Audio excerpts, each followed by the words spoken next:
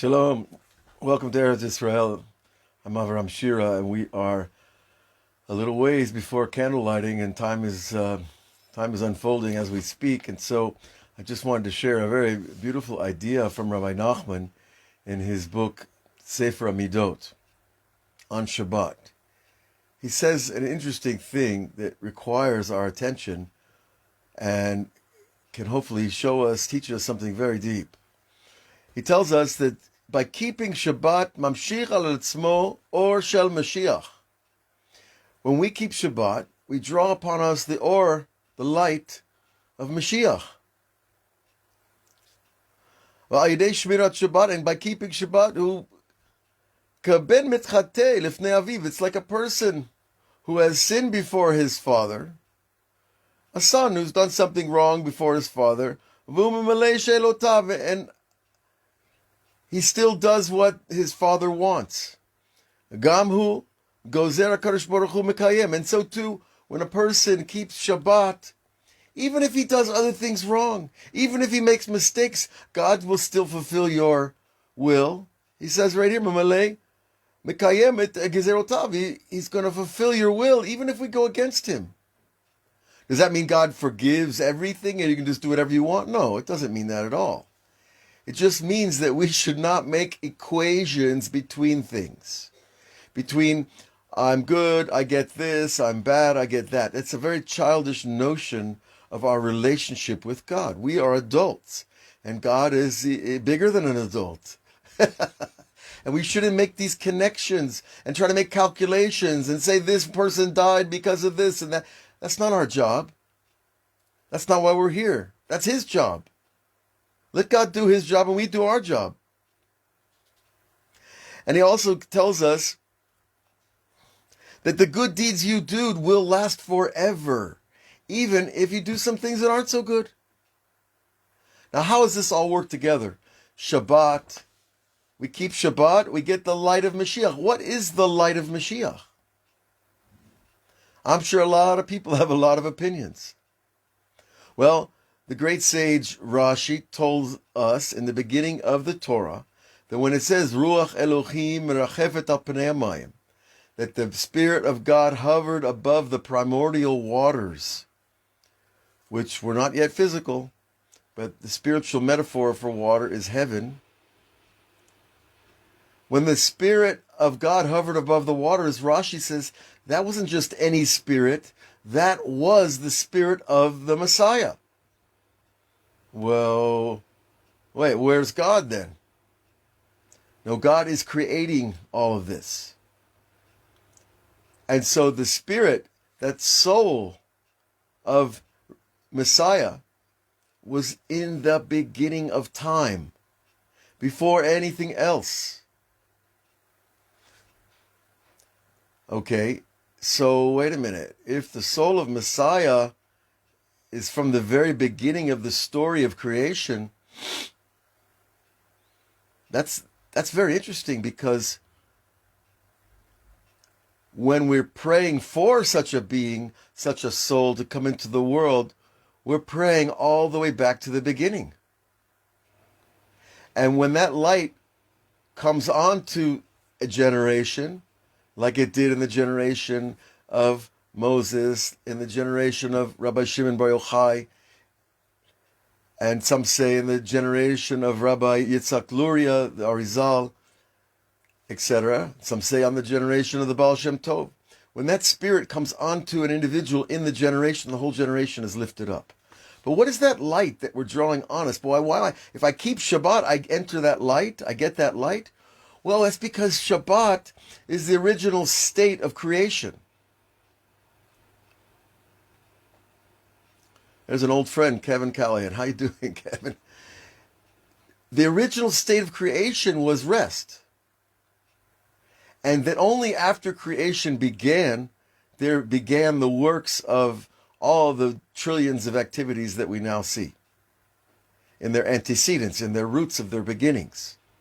Okay, but when we talk about the light of Shabbat, we're also talking about that beginning state.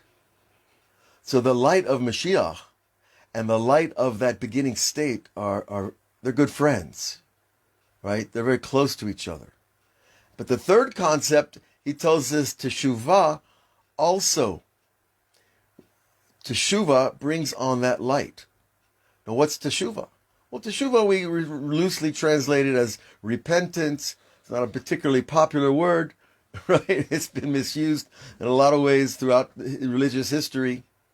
But the idea of repentance is return. Return to what? Return to my true self. Well, where is my true self? Well, it's at the beginning, before I fell. It's at the beginning of the goodness of my soul. It's at the beginning of my own creation.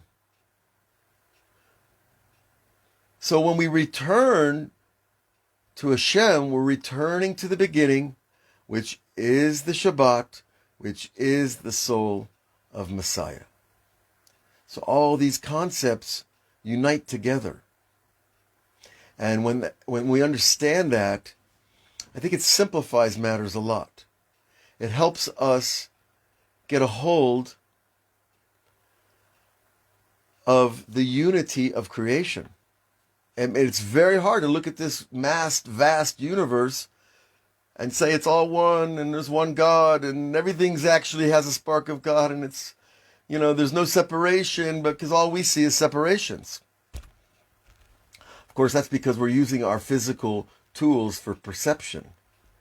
But we have a physical tool and then we have a spiritual tool. Behind your eyesight, you have spiritual eyesight. Behind your hearing, you have spiritual hearing.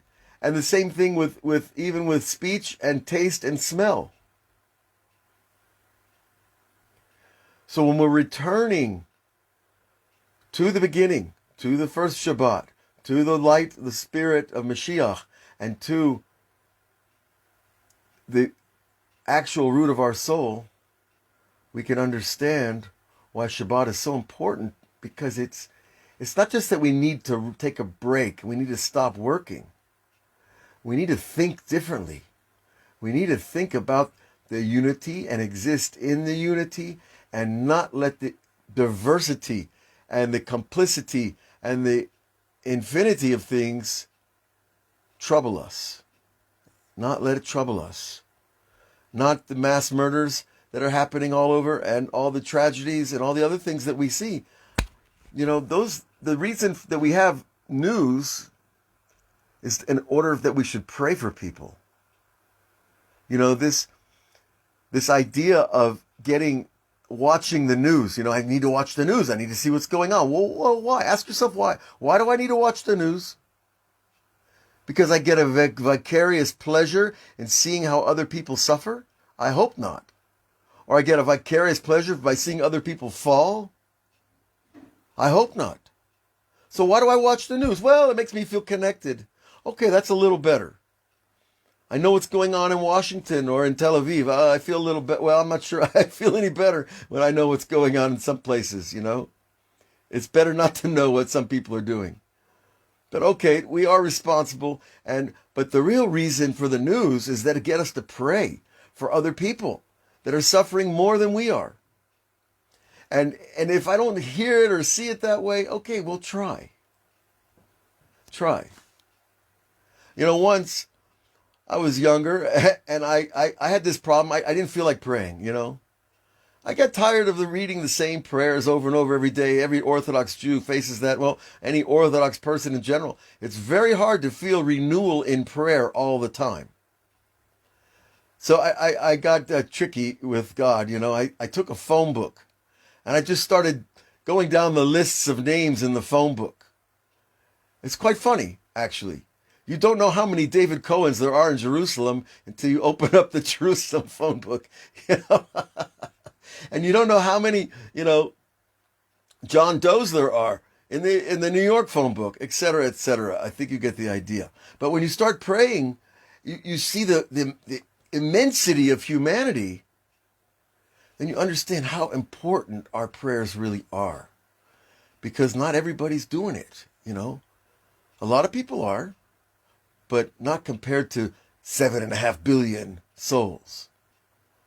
But I think if we start to work that idea, we keep Shabbat, and we go back to the beginning, and then we go back to returning to our true selves, everything becomes a lot easier. and it starts to make sense. And Shabbat becomes this event. It's not just a time. It's an event in your life. And in your, not just in 1 week, but your entire life. So we should be all blessed with a true Shabbat, one taste of that special rest, that divine rest that takes you back to the beginning of you, in the beginning of creation, in the beginning of what is the Messiah's soul? It's the soul. It's that God's desire to save us. That's what redemption is. Right? He had this, he knew we were going to fall, and he created this desire to save us because he knew that he's going to need that someday. And we still need it. And we should all be blessed with that spirit that many people who have suffered have, is that they're willing to go the nth degree for someone else, and to reach out for someone else as far as you can, and that is part of that spirit. So God bless you all. We'll see you this week on Patreon and all the outlets, and new articles and poems and stories are coming out all the time. So we look for you again. Shabbat Shalom.